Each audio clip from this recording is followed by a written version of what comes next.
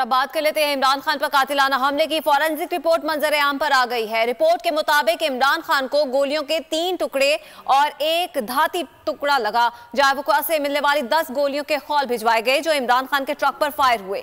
जिला अस्पताल के मेडिकल लीगल की जानिब से रिपोर्ट भी फॉरेंसिक को भिजवाई गई थी। इमरान खान जिस ट्रक पर उसके बाएं साइड से फायर किए गए। रिपोर्ट में लिखा गया है कि फॉरेंसिक साइंस लेबोरेटरी को 33 शवाहिद पार्सल में भिजवाए गए थे।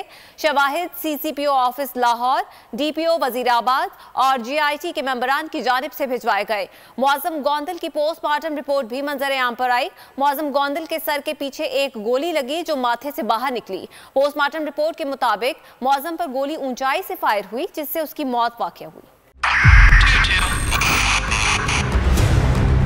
2022 बहुत सारे तोहफे भी देके गया पाकिस्तान की आवाम को। पाकिस्तान की आवाम को एक तोहफा ये दिया कि आवाम को पता चल गया कि पाकिस्तान का मीडिया क्या है। हक और सच का सफर साल 2022 में बोल रहा नंबर 1। हमने बहुत सारे शोज और ट्रांसमिशंस की, पूरा साल मुसलसल जदोजहद में निकल गया कि ये वोट ऑफ कॉन्फिडेंस के पीछे कौन लोग थे। तोड़े रेटिंग के सभी रिकॉर्ड। एंकर्स ने भी आवाम में सबसे ज्यादा मकबूलियत पाई